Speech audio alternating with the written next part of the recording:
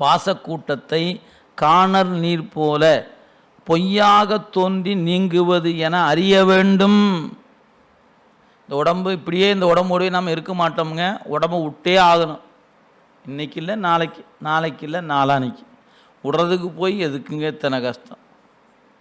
இதையே வச்சுக்கலாங்க, உனக்கு சேஞ்சே கிடையாது அப்படின்னா எப்படியாவது பிடிச்சி வச்சுக்கலான்னு. என்றைக்கு இருந்தாலும் விடத்தான் போகிறோம். அது எப்போ விட்டா என்ன?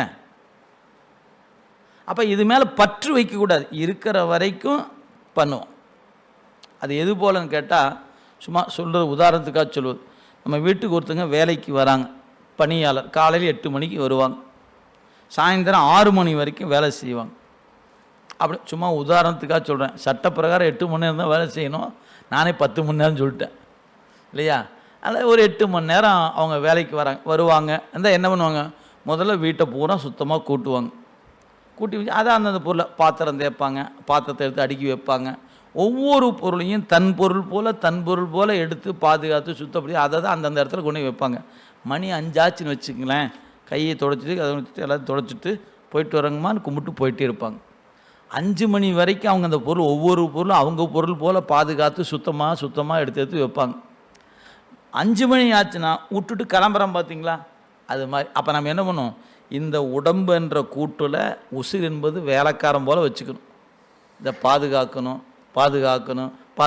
எப்போ கிளம்புற வரைக்கும். 5 மணி ஆச்சுன்னா கிளம்பணுமா இல்லையா?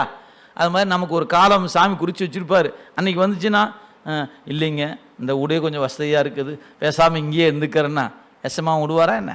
நீங்கள் விட்டுருங்களா? வீட்டில் ஒருத்தங்களை வாடகைக்கு வந்து வேலை செஞ்சு போகிறாலும் வீட்டில் நல்லா தாங்க இருக்குது, நீங்கள் ரொம்ப நல்லா பார்த்துக்கிறீங்க, பேசாமல் நான் இங்கேயே இருந்துக்கிறேனுங்கன்னு சொன்னால் விட்டுருவீங்களா? நீங்கள் நாளையிலேருந்து வேலைக்கு வராதன்னு அனுப்பிச்சிடுவீங்க. என்ன போனால் போதுன்னு விட்டா உனக்கு இவ்வளோ வந்துருச்சா உனக்கு அப்படின்னு என்ன பண்ணுவான்? நீ எப்போ இருந்தாலும் வராத வேலை மாற்று. ஏன் உன்னை போனால் வந்து இருந்து வேலை செய்யணுன்னா சொந்த கொண்டாடுவியாட்டு இருக்குதே. அந்த மாதிரி இப்போ சாமி நம்மளை பார்த்துட்டு இருக்கிறார்.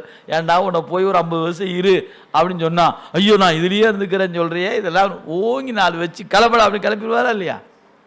இதெல்லாம் நீங்கள் அறிவில் வச்சுக்கணும். எனவே உடம்பு நம்முடையது அல்ல. இது புரியாததுனால தானுங்க எனக்குன்னு போட்டு உழல்றோம். நாம் வந்தது கிளம்புவதற்காக, கிளம்பியே ஆகணும், நல்லபடியாக போகணும், அவ்வளோதான் செய்தி.